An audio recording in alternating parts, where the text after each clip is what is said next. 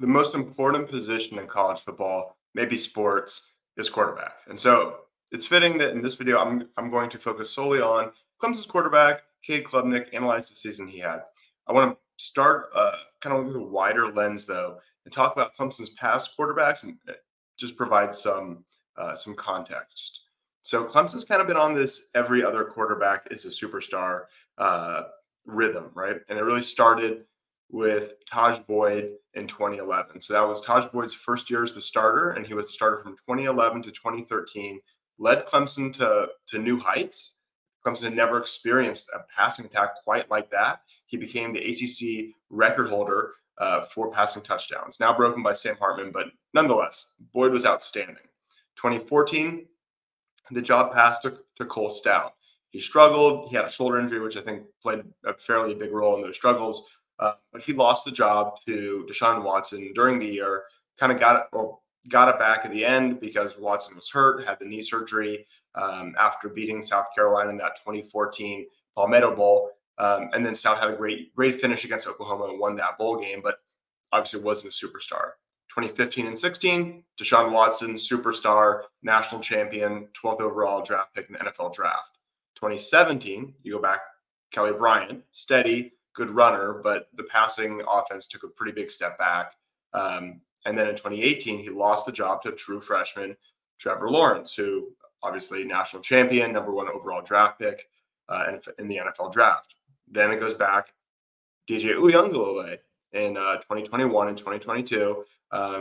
Obviously, far from a superstar, ends up transferring to Oregon State when he loses the job to another true freshman, Cade Klubnik. So Cade Klubnik takes the job from DJ at the very end of the year. It was in the ACC championship, but nonetheless, takes the job as a true freshman, plays the last 2 games of the year, looks like a real superstar against UNC, looks kind of green against Tennessee in that Orange Bowl loss, but they still moved the ball.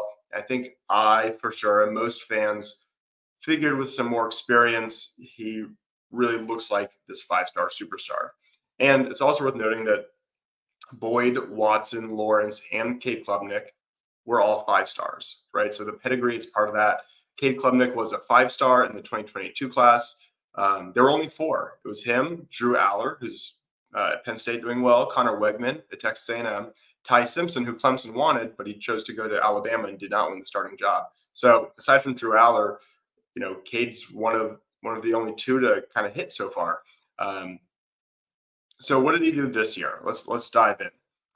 He had 2,844 passing yards, which is about 203 per game. So okay, you definitely like to see that higher, but not a disaster.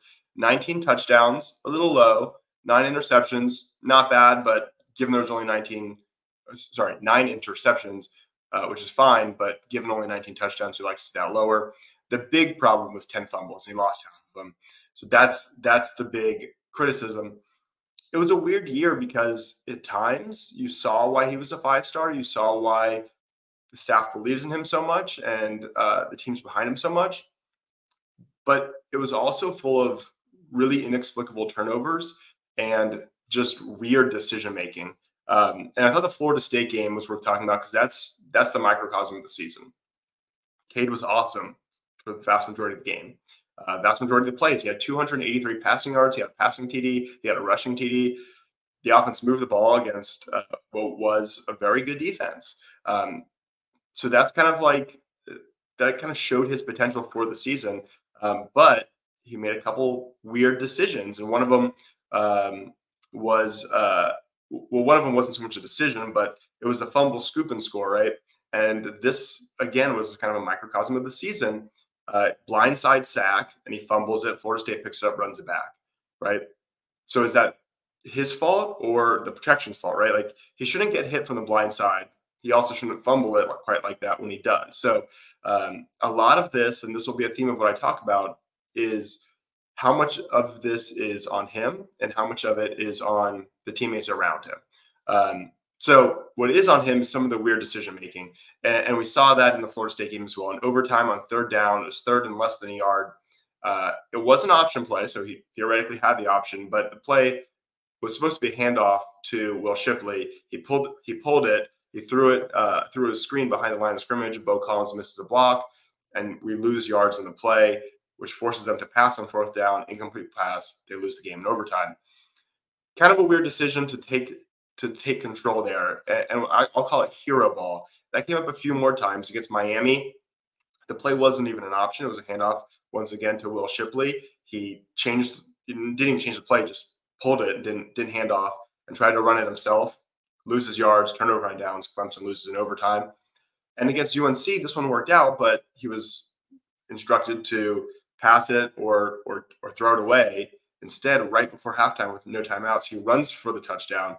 Very, very close. I didn't think he got it, but on replay, they called it a touchdown on replay. You couldn't tell. So they gave it to him, but that's kind of playing out of control. That's hero ball. And so that's what he's got to stop doing. But I want to propose a potential reason for that. Starting from the Duke game, he saw the offensive line fail in short yardage. He saw Will Shipley fail in short yardage.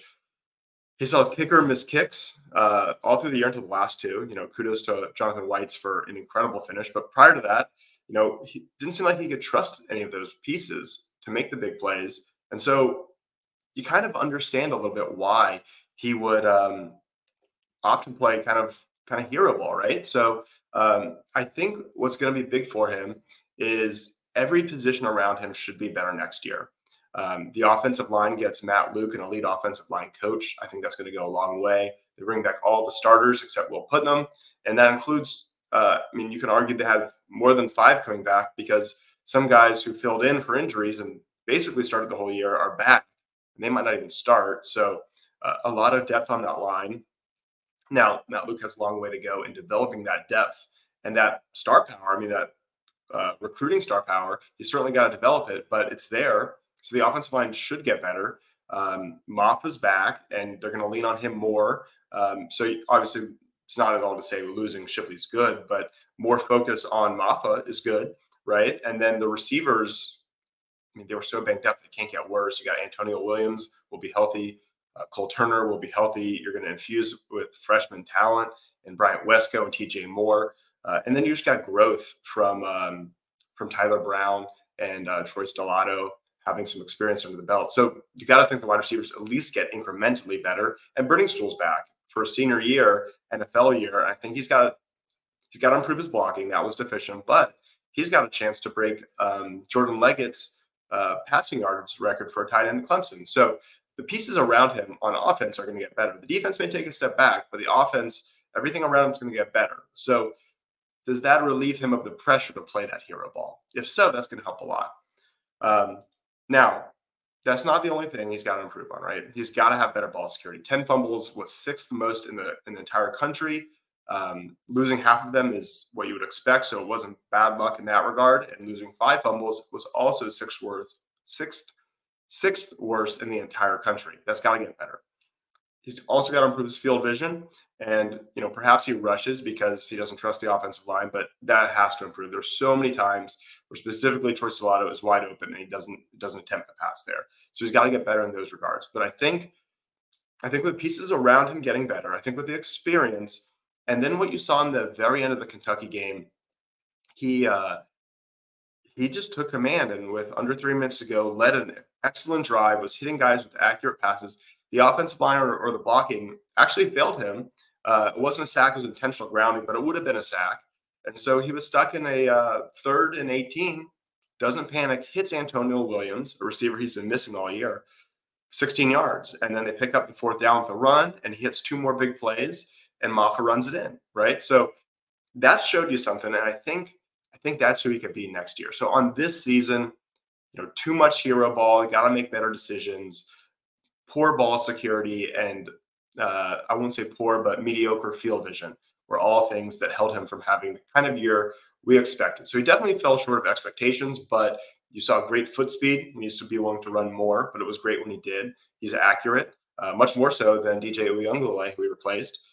So I think you saw some good. Obviously, expectations were really high. I picked Clemson to go 11-1, and people were mad at me for picking Clemson to lose to NC State. That's how high expectations were. So no doubt they fell short of expectations, but I think there's still reason for optimism for Cade in this offense in 2024. Cade won the Ironman Award for his resilient leadership and persistence. And what I think a lot of people don't realize is he played through a lower leg injury.